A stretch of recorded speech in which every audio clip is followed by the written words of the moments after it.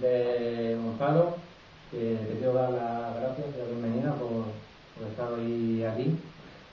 Gonzalo Rodríguez es doctor en Historia por la Facultad de Humanidades de la Universidad de Castilla-La Mancha y realizó su tesis sobre la tradición guerrera en la España prerromana. Gonzalo es influenciado por autores como Yukio Mishima, Ed Junger, René Guénon y sobre todo por Julius Evolas, en el que destaca su obra Cabalgar el Tigre. También recibe influencias del siglo de oro español y especialmente el desarrollo del espíritu humano que se alcanzó en esa época. Actualmente dirige junto a su socio una empresa de rutas por la ciudad de Toledo, mostrando a toledanos y turistas la ciudad desde un punto de vista del que estamos acostumbrados a verla, ya que nos descubren ese Toledo escondido y mágico del que tampoco se sabe. Y si alguien está interesado, pues bueno, tiene una página en internet que la pueden seguir, es www.toledomágico.es.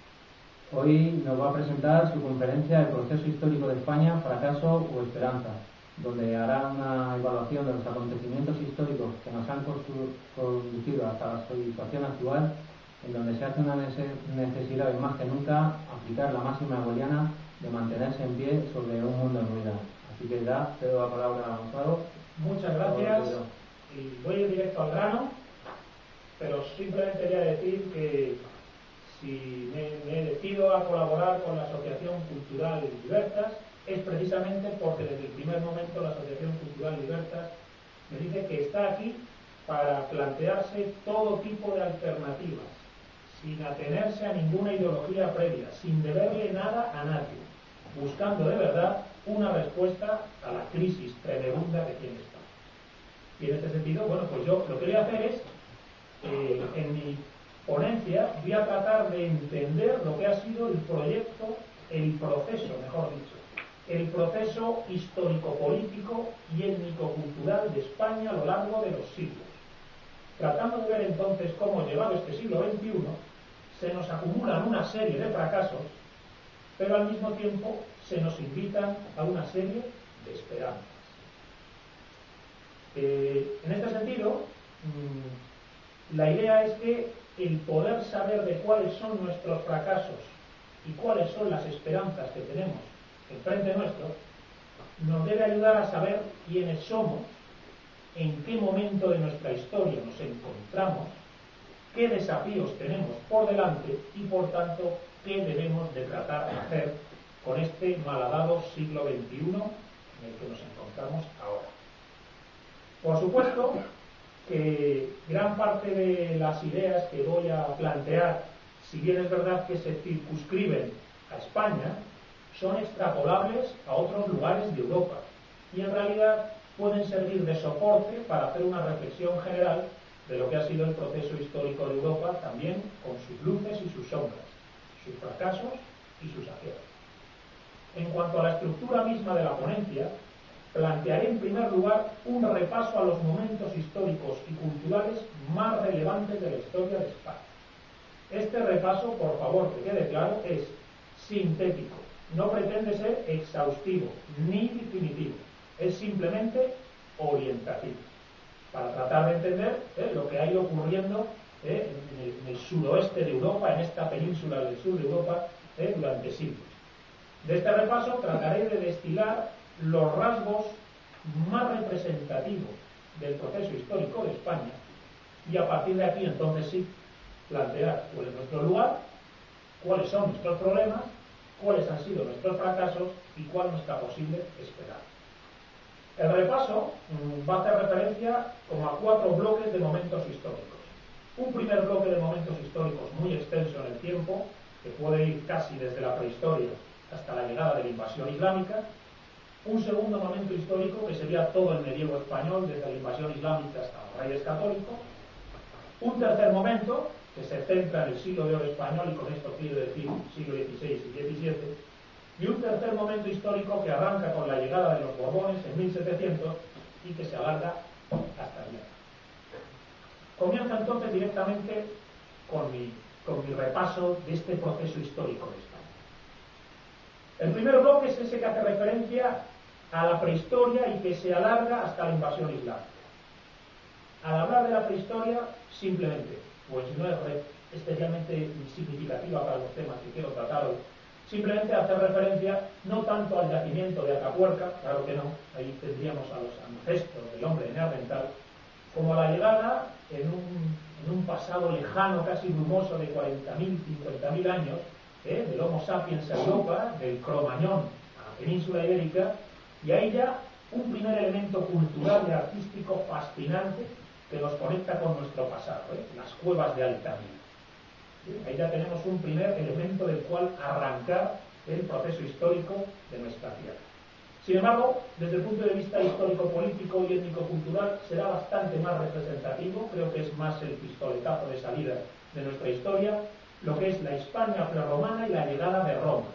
La Hispania de íberos, celtíberos, lusitanos y cántabros, las guerras contra Roma, la llegada de cartagineses y romanos. Y aquí destaco un momento cultural y un acontecimiento cargado de épica. Como momento cultural o elemento cultural tenemos ya la dama de Elche, de los íberos, de mirada misteriosa y fascinante. Y como épica de ese momento histórico representativo de otros conflictos similares que se dieron en las luchas contra Roma, el episodio de Numancia, también realmente sugestivo. Pero es que a esta conquista romana de Hispania le sucede propiamente hablando la Hispania romana, la conversión de esta península del suroeste de Europa en parte del Imperio Romano, después de casi 200 años de guerra de conquista. Y aquí hay que destacar personajes como Séneca y Trajano, unidos ya al solar hispánico. Y por supuesto, algo tan popular y conocido como el acueducto de Segovia, ¿verdad? Otro elemento representativo de esa Hispania romana. En realidad, lo que es el proceso de etnogénesis de la España prerromana, de íberos y celtas, no es muy diferente a otros procesos de etnogénesis que hasta cierto punto son análogos o paralelos al resto de Europa. Lo mismo se puede decir de la conquista romana. Y lo mismo se puede decir del siguiente momento histórico, que es la España goda, la llegada de los bárbaros, la germanización de Europa, en el caso concreto de España a través de los visigodos, y con la creación del reino visigodo de Toledo, en el cual obviamente hay que destacar la figura de Recaredo y su conversión al catolicismo en el tercer concilio de Toledo, y la figura en el ámbito cultural de San Isidoro de Sevilla. Fijaos que me acabo de cepillar, si me permitís decirlo así, un montonazo de siglos. En un momento hemos hablado desde el hombre de Cromañón de Altamira hasta los visigodos. Y básicamente lo que hemos venido a decir es que este proceso, desde el hombre de Cromañón a celtas e íberos, a la llegada de Roma o a la germanización de Europa con las invasiones bárbaras, no es un proceso muy diferente al que está ocurriendo en muchos otros rincones de nuestro continente. Es una historia hasta cierto punto análoga a la del resto del continente. Pero ojo, en el año 711 cambiamos de fase. Entramos en otro momento histórico para la península ibérica y para la futura España, que es la invasión islámica, el fin de la España goda y sobre todo la potencial arabización y islamización del suroeste de Europa, del Mediterráneo occidental. La llegada del Islam a la península es en realidad el desembarco del Islam en una península del sur de Europa. Y a partir de aquí ya un conflicto, una frontera. Y una frontera que significa dos cosas: enfrentamiento y también convivencia. Y es a partir de aquí que el medievo español adquiere, bueno, pues ya un carisma más personal, más propio nuestro. Es cuando se habla de la reconquista, que aparece ya recogida así en el reino de Asturias, en el siglo IX. Y es cuando encontramos otro fenómeno histórico-cultural representativo de nuestro país, como es el Camino de Santiago. Y enfrente, al sur, el Al-Ándalus, con el Emirato, el Califato de Córdoba, su esplendor, su derrumbe, los reinos de Taifas, y aquí en Toledo, en el 1085, la reconquista de la antigua capital de los godos, alrededor de 350 años en los que la capital del reino visigodo estuvo en manos del Islam. Y es verdad que todo el proceso del medievo español no va a dejar de darnos momentos culturales y momentos de una épica fascinante. Podemos hablar así del Cantar del Mio Cid, 1207, escrito en castellano. Podemos hablar de la Aventura de Aragón, que no solo hace referencia a Alfonso I el Batallador reconquistando Zaragoza o Jaime I el Conquistador tomando Valencia y Mallorca, sino sobre todo la aventura mediterránea del Reino de Aragón, en Sicilia, en Nápoles, en Grecia, con los almogávares. Y aquí también me gusta mencionar a un autor que es Ramón Llull, que escribe en catalán, el libro de la caballería, un libro fundamental para entender el espíritu del medievo, no ya español, yo diría casi europeo. Y aquí en Toledo, también en ese proceso medieval de España, Alfonso X el Sabio y su escuela de traductores. Y aquí escritas en gallego, las cántigas de Alfonso X el Sabio, que son una verdadera maravilla. Y si digo que el Cantar del Niño Cid está en castellano, que Ramón Llull escribe en catalán o que Alfonso X el Sabio escribe en gallego, es porque estas son todas lenguas españolas, de ese proceso medieval de España. Y ya llegada la postrimería del medievo, en la Baja Edad Media, el compromiso de Casco. No sé si a día de hoy se sigue estudiando en los colegios, pero que es fundamental para entender la unión dinástica de Castilla y de Aragón. Y a partir de aquí, Fernando, Isabel y los reyes católicos y la idea de consumar un proceso de reconquista que ha sido secular, ha durado siglos. Y de nuevo aquí, momentos culturales interesantísimos. De la Baja Edad Media es el libro del Buen Amor y es también la Celestina. Y es aquí que también tenemos otro momento épico digno de tener en cuenta, la conquista de Granada. Y asociada a la conquista de Granada y como si fuera casi un salto, una continuación, en un salto en el mar del impulso de la reconquista, el descubrimiento de América. Y la aparición de personajes tan interesantes como Gonzalo Fernández de Córdoba, la creación de los tercios, la derrota de Francia e Italia en el sur de Italia. Indudablemente estamos ya saliendo de la Edad Media. Y aquí hay que mencionar, como otro elemento que hay que tener en cuenta para entender este fin del medievo español, la expulsión de los judíos, y dos obras que a mí personalmente me gusta mucho tener en cuenta para entender los logros culturales de las postrimerías del medievo español, que son La Amadís de Gaula y Tirante el Blanco, dos novelas de caballería fundamentales, escritas en castellano y en catalán, y que reflejan todo lo que es el ideal caballeresco del medievo en las postrimerías del medievo. ¿Qué ocurre? Que indudablemente este matrimonio de los reyes católicos, este fin de la reconquista, este descubrimiento de América, nos cambia de fase. Hemos visto una primera etapa en la cual la España prerromana, la España romana, la España goda era más o menos análoga a los procesos históricos del resto de Europa. Ahora vemos una segunda fase, que es la Edad Media, la reconquista, y aquí ya vivimos una experiencia histórica propia de nuestro solar, propia de la península ibérica, que es la invasión musulmana y el reconquistar ese terreno que se perdió. Esto no ocurre en las Islas Británicas, claro está, ocurre en Francia, ocurre aquí, y eso ya es un rasgo que da una cierta personalidad a nuestra historia. Y terminada esa reconquista, esa siguiente fase que he señalado, que es la que va a configurar el siglo de oro español. Y aquí indudablemente la llegada de Carlos I de España, V de Alemania, la España imperial, el llamado Imperio Cristiano Universal. Y por supuesto, si mencionábamos a Carlos V y el Imperio Cristiano Universal, aquí en Toledo hay que mencionar la revuelta comunera, que es una primera manifestación, a cierto punto, si me permitís decirlo así, una suerte como de nacionalismo o regionalismo, que parece que no quiere participar de este proyecto más vasto que es el del imperio.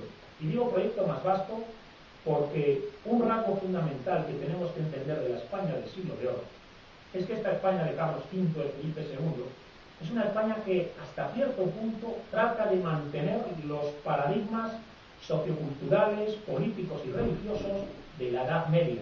Es una España que está continuando una larga tradición medieval con nuevas formas, pero que al fin y al cabo está vinculada incluso a la imagen casi paradigmática del Sacro Imperio. Bien, pues España continúa esa tradición medieval, pero claro, tiene enfrente enemigos y tiene problemas. Tiene problemas derivados de la amenaza turca. El Islam ha sido expulsado desde la península ibérica, pero ahora en el mar Mediterráneo hay una amenaza turca y hay una lucha en el Mediterráneo, que además, en el caso de la historia de España, se traslada al norte de África. Y hay al mismo tiempo una aventura americana por delante, la conquista de las Américas y la evangelización de las Américas, con los episodios todos conocidos de México, Perú, Cortés y Pizarro. Pero sobre todo, España tiene un enemigo en Europa, y es la Reforma Protestante. Esto hay que entenderlo porque creo que se nos escapa hasta qué punto la Reforma Protestante supone un antes y un después en la historia de Europa y de España. La Reforma Protestante supone una fractura en la unidad espiritual de Europa, y la lucha contra dicha fractura, contra dicha ruptura, hace parte fundamental de todo lo que es el siglo de oro español. Y es aquí que hay que entender entonces también la leyenda negra del siglo de oro español, que surge fundamentalmente del ámbito protestante. Una leyenda negra que nos retrata como seres crueles, que claro que los hubo en la conquista de América, pero que obvia la controversia de Valladolid. donde el propio rey, Carlos I, se plantea hasta qué punto es legítimo o no conquistar América, y es entonces que le responden que solo es legítimo para evangelizar a los indígenas. El imperio español en este sentido no se plantea como un imperio meramente depredador, sino como un imperio integrador en un paradigma espiritual y religioso. Y al mismo tiempo, la idea de que aparece una santa inquisición y una expulsión de los judíos, y claro está, una persecución de la herejía protestante. No nos debe de extrañar si España se haya consagrado a luchar contra esa herejía protestante. En este sentido, creo que una buena manera de entender lo que es esta España del siglo de oro es entender que su proyecto histórico-político sigue vinculado a unas formas que están más ligadas al medievo que otra cosa, y enfrente en Europa tiene un modelo que está ya ligado a la reforma protestante.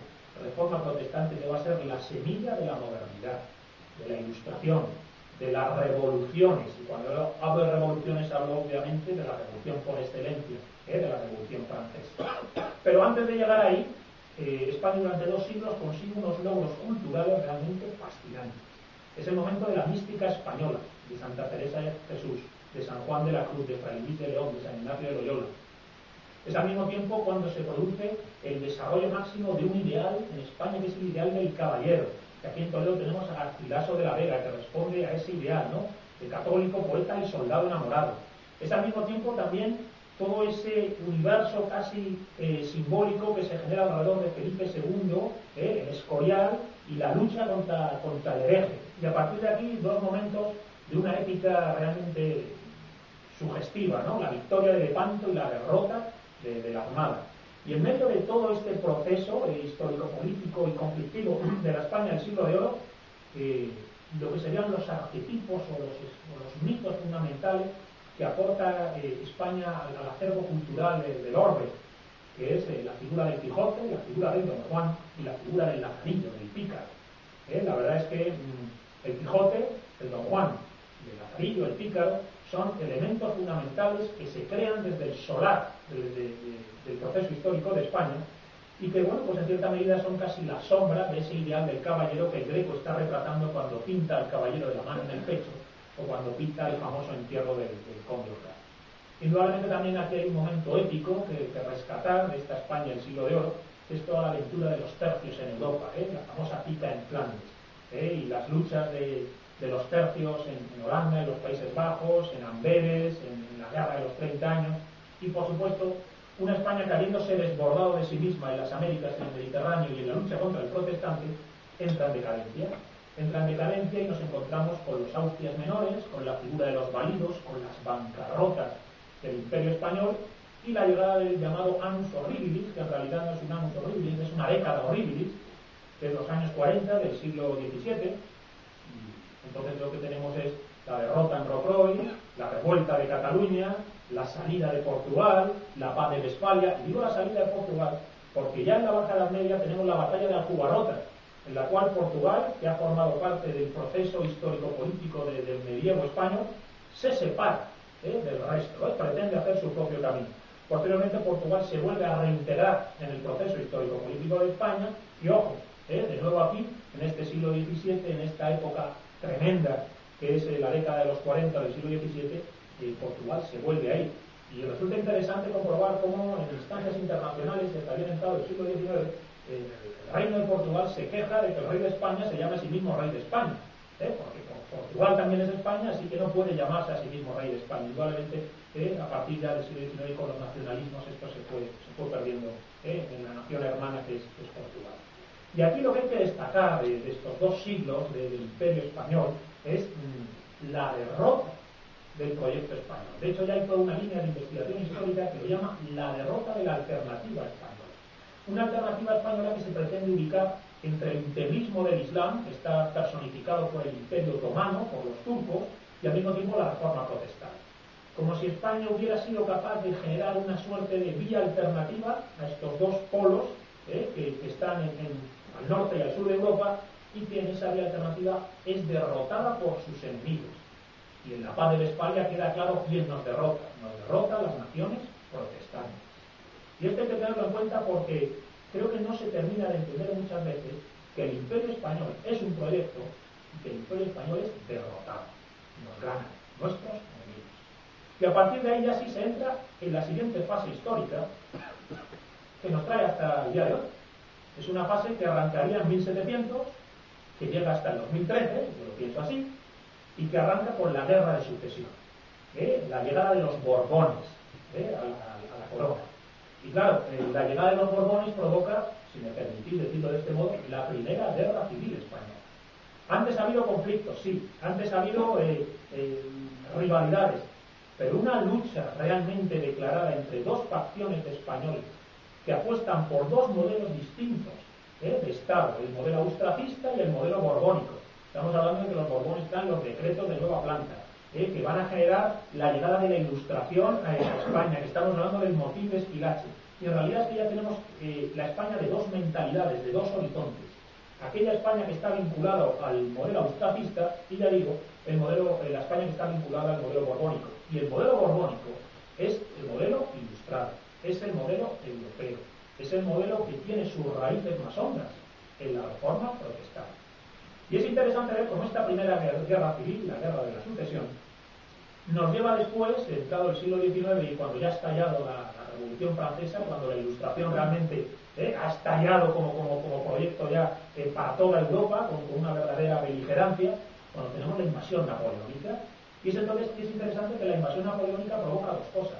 Por un lado, esa cosa tan épica que es la guerra de la independencia, la lucha contra el francés, pero al mismo tiempo la llegada de la PEPA, en 1812, la primera constitución, que es al fin y al cabo la entrada de España en el modelo constitucional, en el modelo que nos está llegando de Europa, en el modelo ilustrado. Y por supuesto, conforme termine la guerra de la independencia, España entra en crisis otra vez. El siglo XIX se cuaja con tres guerras civiles, que son las guerras carlistas. Mire, el siglo XIX es un siglo de conflicto entre liberales y carlistas. Y con esto no estamos hablando de dos bandos que opinan diferentes sobre esta pequeña cosa, no. Estamos hablando sobre un bando que está desarrollando para España el modelo europeo, y cuando digo europeo hablo de un modelo de raíces ilustradas y protestantes, y una España que sigue todavía tratando de mantener la larga tradición, casi me atrevería a decir medieval, la austracista, la de la España desde la tradición. Y por supuesto, en medio de todo este convulso siglo XIX, de nuevo, logros culturales. España no deja de tener logros culturales en ninguno de sus grandes momentos. Aquí tenemos a Goya, tenemos sus cuadros, sus grabados, sus pinturas negras, tenemos a Galdós, tenemos los episodios nacionales. Y al mismo tiempo, fijaos que es en las postrimerías del siglo XIX que aparece ya el desastre del 98, la generación del 98. ¿Y qué es lo que nos dice la generación del 98 ahora con la distancia del siglo XXI? Bien, pues yo creo que es la primera reflexión que se hace en España sobre el fracaso de la nación. Hay una conciencia de fracaso, de saber por qué estamos, dónde estamos, quiénes somos y cómo hemos llegado hasta aquí. Siendo paradigmático que además este fracaso del 98 tiene que ver con la pérdida de las colonias, se ha visto precedido por otra, podríamos decir, guerra civil de baja intensidad, que ha sido la Primera República y el desastre tremendo con el que acabó, con el cantonalismo de la Primera República, otro pedazo de calamidad. Bien, ¿qué es lo que nos estamos encontrando? Bueno, pues que la llegada del modelo ilustrado, del modelo europeo a España, a partir de 1700, nos está abocando a una serie de conflictos internos, de guerras civiles. Y claro está, tras la Primera República, la restauración. La restauración, con Alfonso XII, Alfonso XIII, termina con la dictadura de Primo de Rivera. Y la dictadura acaba mal y viene la Segunda República. Y la Segunda República también acaba mal y acaba por la guerra civil propiamente dicha. Que llegado a este momento, creo que sería la quinta o sexta guerra civil que vive España desde 1700. La guerra de sucesión, las tres guerras carlistas, el cantonalismo y la guerra civil propiamente dicha. Fijaos, en 3 siglos se acumulan 6 guerras civiles. Durante el siglo de oro, algo así no se vivió. Y durante la Edad Media, si bien es verdad que hay muchas guerras entre los reinos cristianos, no son luchas de concepción del mundo. En estos 3 siglos lo que ha sido una lucha entre concepciones del mundo que se están desgarrando a muerte en el territorio de España. Y de nuevo, logros culturales. La primera mitad, el primer tercio del siglo XX en España, y ya con esta Segunda República, la edad de plata de la cultura española. Ortega, Unamuno, Machado, Lorca, Picasso, Dalí, Buñuel. España en todo momento no deja de darnos muestras de ser capaz de generar cultura de alto nivel. Y tras la guerra civil, el franquismo. 40 años de franquismo. Y desde finales casi del siglo XVIII, 40 años, como se decía en tiempos de Franco, de paz y orden, que no había habido antes. Bien. Bueno, pues termina el franquismo, la transición, la democracia, y miras el franquismo, no puedes sino aceptar, así hay que decírselo a todo el mundo, al que le guste más y al que le guste menos, es el fracaso rotundo del franquismo. El franquismo fracasa. Y fracasa porque ninguno de sus paradigmas llega a filtrarse en la sociedad española. Muere Franco en 1975 y 10 años después España no la conoce nadie. Ha cambiado completamente. De hecho, lo que queda del franquismo resulta casi un residuo casposo. Maldición, es así. ¿Qué pasa? Que si planteamos que el franquismo también ha fracasado, lo que nos encontramos es que España parece que lleva fracasando desde 1640, ¿vale? Es decir, España acumula una serie de fracasos en los últimos 3 siglos realmente tremendos. Aquí fracasa la España tradicional y contrarrevolucionaria de los carlistas. Fracasa la España liberal que acaba con el desastre y la marimorena de la Primera República. Fracasa la primera restauración, la restauración propiamente dicha, la primera monarquía constitucional, Alfonso XII y Alfonso XIII. Fracasa la dictadura militar de Primo de Rivera. Fracasa la Segunda República. Fracasa el franquismo. Y después del fracaso del franquismo, el régimen del 78, la segunda monarquía constitucional, el momento en el que nos encontramos ahora. Y la verdad es que sobre toda esta cadena de fracasos habría que plantearse en qué situación nos deja el régimen del 78 y qué puede significar para nosotros. Y la verdad es que yo lo que veo aquí es que durante casi 3 siglos, por decirlo de algún modo, la España contrarrevolucionaria, antieuropea, la España que gustaba Menéndez Pelayo, la España de la nación católica y tradicional, fracasa. La caricatura que supone el franquismo es la demostración fehaciente del fracaso de esa España Menéndez Pelayana, si me permitís usar esa palabra. Pero es que la otra España, la que ha pretendido ser europea, la que ha pretendido seguir el legado de la Ilustración, la que ha pretendido, en cierta medida, convertirse a la reforma protestante sin hacerse luterana, pues la verdad es que yo no creo que nos deje un buen bagaje, porque no solo acumula también fracasos durante estos 3 siglos, sino que la Constitución del 78 nos ha dejado una España que creo que a día de hoy, muchos estaréis de acuerdo, es un verdadero desastre. Ahora veremos por qué.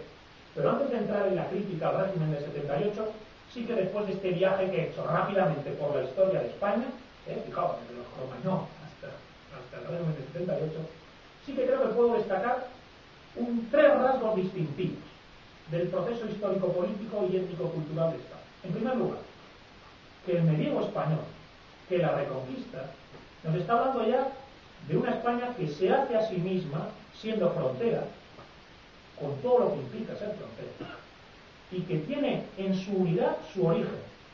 Es decir, que España, como proyecto común de los distintos españoles, sean de aquí o de acullá, el proyecto común de los distintos españoles, se da ya en ese medievo. No es exagerado cuando algunos historiadores dicen que España es una de las naciones más antiguas de Europa, no se equivocan ni exageran. En esa conclusión del medievo con los reyes católicos, se está tratando de dar un marco común a las distintas formas de españolidad. Marco común que obviamente ya se trató de dar antes, ¿no? Con la monarquía visigoda, antes de la invasión islámica. Otro segundo dato que hay que tener en cuenta, la aventura de las Américas. He mencionado la aventura de las Américas y se me ha pasado, pero es que uno de los grandes momentos del siglo de oro español es la aventura americana. Son Hernán Cortés y Pizarro, muchos más, con sus luces y sus sombras, pero una aventura realmente descabellada. Como dicen algunos historiadores, si el proyecto de la conquista de América se hubiera estudiado como se estudian hoy las cosas, haciendo un cálculo pormenorizado de sacar beneficios y rentabilidad, bueno, pues España no hubiera ni planteado la aventura americana, ¿no? Aquí se hizo como un pálpito. Bien, bueno, pues la hispanidad, la aventura de la hispanidad, nos tiene que hablar, como le gusta decir a Gustavo Bueno, España es una nación que no es Suiza, que no pretende quedarse en sí misma, ¿no? No es una nación recogida en sí misma, sino que quiere salir fuera, que puede tener algo que decir fuera. Y el tercer rasgo, que creo que se destila de todo este proceso histórico-político de España, el tercer rasgo, bueno, pues en primer lugar es la derrota del proyecto español del siglo de oro. La paz de España, hay que tenerla presente. Eso es una derrota. Luego, la lucha interna que ha tenido España entre tradición y modernidad. La lucha de la guerra de la sucesión es una lucha entre tradición y modernidad. La lucha de carlistas y liberales es una lucha de tradición y modernidad. Y todo ese proceso ha acabado llevándonos, por un lado, al fracaso, claro está, de la España que pretendía ser de la tradición. El franquismo es el ejemplo más claro de ese fracaso. Pero es que yo creo que la España que pretendía ser moderna y europea también ha fracasado. Hasta el punto de que a día de hoy nos encontramos con una nación en crisis, desnortada, desunida, corrupta, y en la que sobre todo se destaca que llevamos casi 250 años en el vagón de cola de Europa. Llevamos casi 3 siglos al rebufo de las naciones europeas, principalmente las vinculadas a la reforma protestante, y que nos ha convertido en un país que hace ya mucho tiempo no somos ni horizonte ni vanguardia de ningún futuro. Y es aquí que, claro, tengo que entrar ya en lo que sería la crítica propiamente dicha al régimen del 78. Porque yo lo que planteo es que la historia de España no ha terminado, como les gusta a muchos pensar. La idea de que con la democracia, con la transición, lo único que nos queda es seguir mejorando la Constitución del 78, seguir mejorando el constitucionalismo español. Bien, yo afirmo que el régimen del 78 ha fracasado. Que, por decirlo así, las herramientas del modelo protestante ilustrado para hacer patria común, para hacer España, para hacer convivencia, para hacer sociedad, para hacer persona, han fracasado en España. Que en España el liberalismo, el socialismo y el nacionalismo, que son las 3 ramas de un mismo tronco, el ideal democrático ilustrado de raíces protestantes, han fracasado. Y que por tanto nosotros nos encontramos ahora mismo con ausencia de proyecto común, de verdadera nación española, donde además la afirmación de España te lleva inmediatamente a una especie de mito reaccionario alrededor del franquismo, lo cual a su vez se traduce en esa cosa ridícula del culto a la roja y a la selección nacional. Y al mismo tiempo en todo este mare magnum, el secesionismo antiespañol y a mi parecer a veces vergonzante de catalanes, de vascos, de una especie de antiespañolismo, no sé cómo llamarlo, a veces casi enfermizo, que en realidad no sería un problema mayor, sí lo digo, sería un problema mayor, si no estuviera a su vez vinculado a una sociedad realmente desastrosa, con una corrupción galopante, una sociedad que durante años ha sido una sociedad de horteras, de nuevos ricos y de macarras, en la cual había una inmensa mediocridad, y la sigue habiendo en políticos, en sindicatos y en patronal, con unos medios de comunicación completamente alienados y polarizados, en un enfrentamiento completamente irresoluble, y al mismo tiempo, bueno, pues basado en un modelo económico que durante años ha estado fundamentado en el ladrillo y en los bares, que nos ha dejado como nos ha dejado. Y incluso yo iría un pasito más allá. Y el problema no es solo que España no sea ya patria común, que España tenga una sociedad corrupta, que es una sociedad tortera y que sea una sociedad mediocre. Es que el español medio tiene un nivel de pena. Y digo esto porque yo llevo muchos años tomando nota de cuando las noticias afirman cosas como esta. Son estudios que se hacen, no sé cómo se harán, habría que ver, pero resulta que España ocupa los primeros puestos en un montón de cosas en las que convendría estar en el último puesto. Resulta que España en proporción es de las naciones de Occidente, no de Europa, de Occidente, que más consume cocaína, que más gasta en prostitución, que más gasta en pornografía, que más gasta en ludopatía, que más pronto los jóvenes se inician a la bebida, que hay mayor abandono escolar, que hay mayor fracaso escolar, no es lo mismo el abandono que el fracaso, los dos en España arrasan, donde además se producen bajísimos niveles de lectura y al mismo tiempo esa cosa loca de altísimos niveles de publicación de libros, donde se consumen mayor cantidad de horas de televisión, donde la dieta mediterránea ha desaparecido y somos consumidores de comida basura hasta el punto de que los niños españoles empiezan a ocupar los primeros puntos en obesidad en Europa, donde hay mayor posibilidad de que los jóvenes se enganchen a las redes sociales, donde al parecer consumimos más cachivaches tecnológicos que nadie, smartphones, iPhones y tablets, y donde incluso, y esto bueno, pues no sé si es un poco cómico, donde mayor cantidad de operaciones de pecho se hacen las chicas. Yo entiendo que una mujer que ha sufrido un cáncer de mama pues se tiene que operar, claro está, pero parece que, bueno, pues el tema de Gandía Shore, creo que se llama así, bueno, pues arrasa también en España con este tipo de operaciones. Claro, cuando tú unes todos estos datos, lo que te están representando es que el español medio, que ha generado casi 40 años de democracia, es un desastre. Es un tipo que es una calamidad. Y que yo no puedo evitar pensar, bueno, pues que nos lleva a que el fracaso del régimen del 78 está fracasado. Y que incluso a día de hoy ya hasta se ve claramente en el régimen de partidos, ¿no? El régimen del 78 se crea para que haya un partido de centro-izquierda y un partido de centro-derecha que se reparten el gobierno mientras unos nacionalistas tiran y flojan para sacar su parte de rédito siempre con una deslealtad tremenda. Bien, bueno, pues indudablemente ese régimen de partidos está realmente fracasado. Yo creo que ya es casi unánime en la población española la necesidad de renovar la ley electoral. Claro, todo esto que yo estoy planteando nos resulta muy apocalíptico, sí, pero es que los medios de comunicación, los políticos y en general el común de la gente creo que no tiene conciencia ni reflexiona sobre el fracaso del régimen del 78. Están dispuestos a mirar atrás y considerar que toda la historia de España ha sido un desastre, que no tenía que haber habido reconquista, que el imperio español fue malvado, que la leyenda negra es cierta, pero ojo, están convencidos de que el régimen del 78 es nuestro destino y nuestra clave. Y es así que es muy fácil encontrar a liberales que te van a decir que los problemas de España se arreglan afinando la herramienta del liberalismo. Y vas a encontrar a socialistas que te van a decir que los problemas de España se arreglan afinando las herramientas del socialismo. Y vas a encontrar a nacionalistas que te van a decir que el problema de España se arregla afinando la herramienta del nacionalismo. Claro que aquí con el nacionalismo, como a día de hoy tenemos nacionalistas de todo tipo, y cualquier región de España genera su propio nacionalismo, parece que la solución del nacionalismo precisamente es que España deje de existir, ¿no? Parece que ha sido una carga que ha aplastado a los pueblos de España, ¿no? Dejemos de que exista España.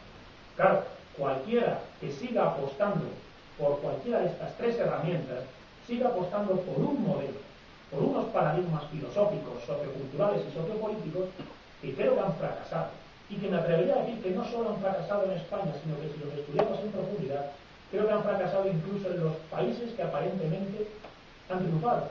Me refiero, por ejemplo, a Alemania o Estados Unidos. Esa es otra parte del debate, no voy a entrar ahora. Claro, frente a todo esto, si mi ponencia se llama El proceso histórico de España, fracaso de esperanza, alguien puede decir, bueno, macho, ¿qué esperanza queda? Bien, pues para mí queda mucho, porque precisamente pensar que las herramientas de la ilustración, que las herramientas de la modernidad en España han fracasado, es nuestra verdadera esperanza, porque nos obliga a reinventarnos de cabo a rabo. El proceso histórico de España sigue estando inacabado. Para España no ha llegado el fin de la historia que predica la modernidad. Francis Fukuyama, el fin de la historia. La democracia liberal es el fin de la historia. Por supuesto, desde el socialismo se viene a decir algo parecido, ¿no? El socialismo, tarde o temprano llegará y pondrá fin a la historia de la política. Bien, pues el fin de la historia a España no ha llegado, porque ninguna de las ideologías de la Ilustración nos está sirviendo, lo cual nos obliga a reinventarnos España, porque aquí ha fracasado la contrarrevolución y la revolución, aquí ha fracasado la tradición y la modernidad, y por tanto esta España inacabada es nuestro lugar frente a los desafíos del siglo XXI, y nuestra esperanza es tratar de reinventarnos España, y ese es el trabajo verdadero que se tiene que hacer en el ámbito intelectual, cultural, filosófico. Hay que tratar de darnos una reinvención de nuestro proyecto como convivencia común, como nación, y además hay que reinventarse esa España sin querer deberle nada ni al presente ni al pasado, ni a la España de la modernidad ni a la España de la tradición. Y voy a explicar esto último que he dicho, me va a servir para cerrar ya la ponencia. Vamos a ver. Si yo planteo que España tiene que reinventarse, con esto lo que quiero decir es que, por un lado, tiene que dejar atrás el modelo ilustrado protestante, con sus herramientas, no puede venir Esperanza Aguirre y decirme que es que España no ha sido suficientemente liberal. No, puede venirme el correspondiente profeta del socialismo a decirme que es que España no ha sido suficientemente socialista. No. Pero tampoco me puede venir un reaccionario, un Menéndez Pelayo, y que me diga, no, es que España tiene que volver a la tradición católica, tiene que volver a la España de Carlos V y los reyes católicos. Bien. El pasado de España es inspirador, lo hemos visto, tiene momentos de una épica sugestiva y grandes logros culturales, pero ni el pasado ni el presente me sirve. Esa es la primera idea que hay que tener en nuestra cabeza si queremos reinventar España. La siguiente, que España a lo largo de los siglos no ha dejado de tener logros culturales, desde la Dama de Elche hasta la... Por supuesto, la Dama de Elche no sería exactamente España, claro que no, pero quiero decir que esta tierra del sur de Europa, donde llevan siglos viviendo generaciones y seres humanos, no ha dejado de dar logros culturales. Tenemos que tener fe en nosotros mismos. Y por otro lado, si vamos a reinventar España y vamos a tener fe en nosotros mismos, creo que no hay que olvidar la idea de que España existe. Como dice Gustavo Bueno, no es una cáscara vacía, ¿no? Esa idea de una unidad, por flexible que sea, el modelo administrativo que queramos darnos.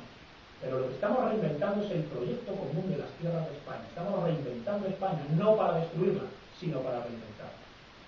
Al mismo tiempo, creo que en esta reinvención hay que tener presente que no estamos solos. No somos la única nación que ha sufrido la modernidad y que se ha quedado en el vagón de cola de Europa. Es sintomático que esta crisis haya dejado en el vagón de cola de Europa a Irlanda, a Portugal, a España, a Italia y a Grecia.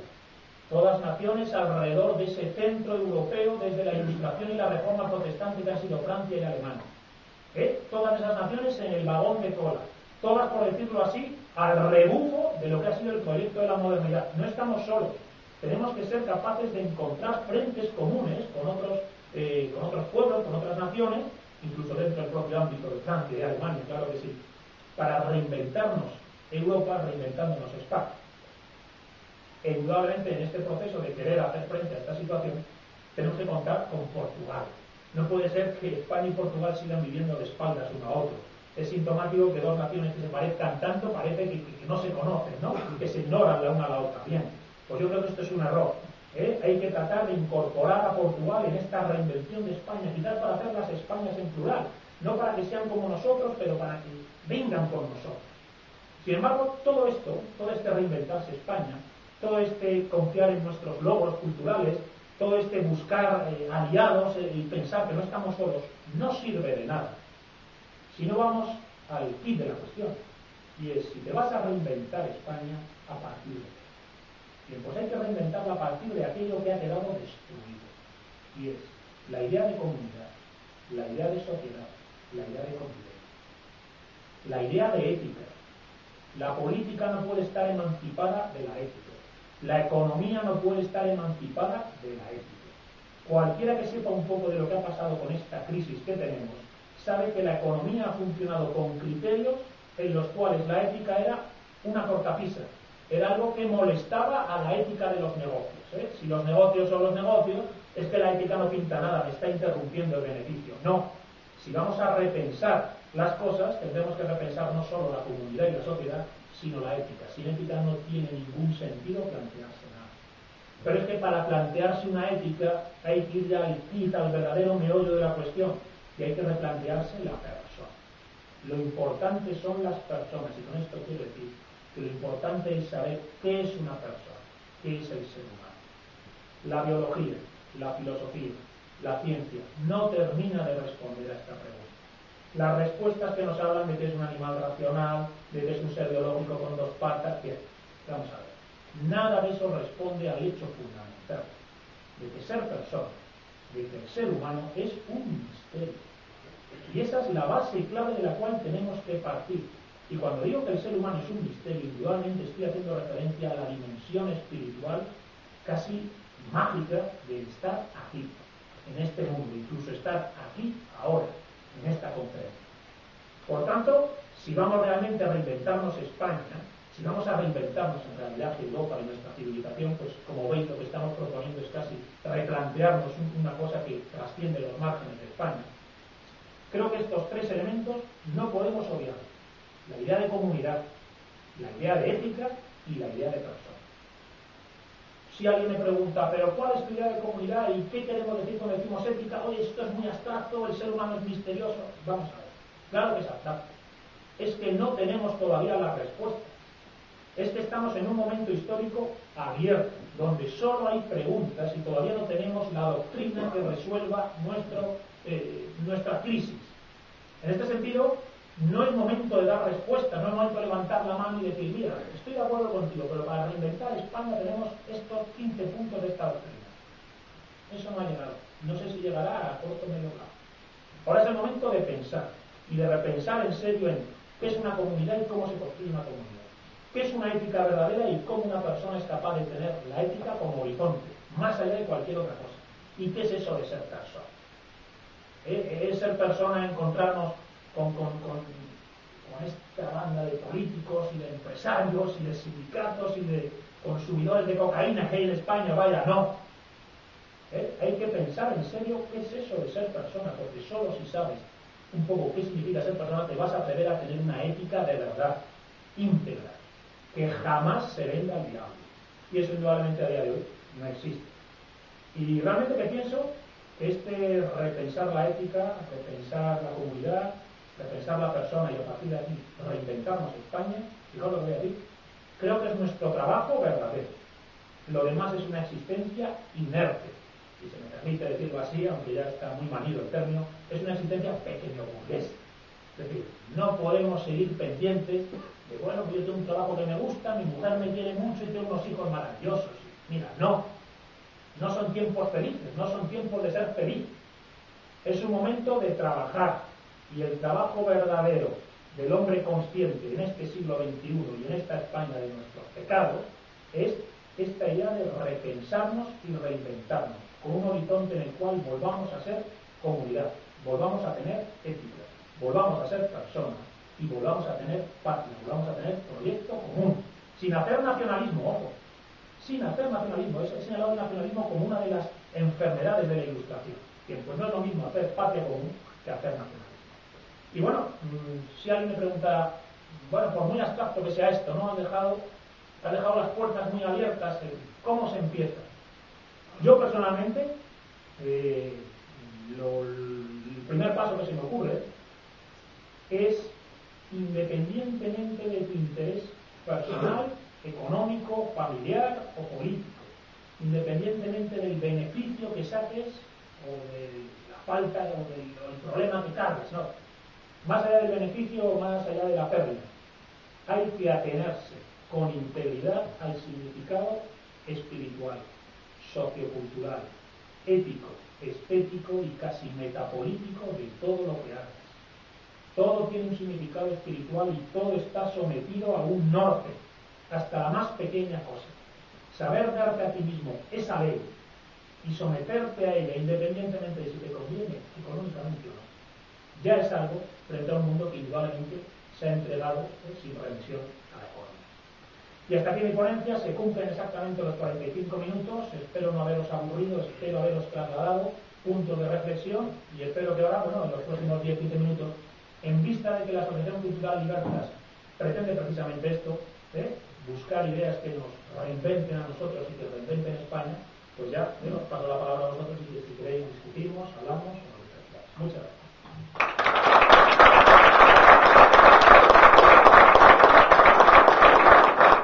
Si alguien quiere hacer alguna pregunta, hay un micrófono disponible, aunque creo que como tampoco somos muchos, A lo mejor no es necesario. yo creo que a viva voz, si alguien se anima. ¿Una cosa a comentar? Sí, dime. Sí, no, así fácil, no. Bueno, muchas gracias por la conferencia. Has mencionado 2 veces a Gustavo Bueno. Sí. Hace poco hubo un encuentro, ¿no vieron? Con un par de compañeros nuestros. ¿Te parece que ese lo que está llevando a cabo Gustavo Bueno va por ahí? Mira, lo que está haciendo Gustavo Bueno creo que forma parte de ese mare magnum de ideas que hay que poner en valor, porque no son respuestas definitivas a nuestro problema, pero tocan teclas que nadie quiere tocar. Ten en cuenta que Gustavo Bueno ha sacado un libro maravilloso, difícil de leer, que es España frente a Europa. Fíjate qué título, ¿no? ¿Cómo que España frente a Europa? Donde básicamente lo que viene a decir es que, ojo, que España no tiene por qué estar al rebufo de estas naciones europeas de la modernidad, del capitalismo, el socialismo y demás formas ilustradas de plantearnos la convivencia. Que España tuvo un modelo, él defiende mucho todas las ideas de la hispanidad en cierta medida, pero yo no cojo a Gustavo Bueno como si ya fueran sus respuestas las definitivas, pero lo incluyo en todo un amplio abanico de personas, de ideas y de corrientes que hay que poner en valor, porque lo que hay que crear es una alternativa.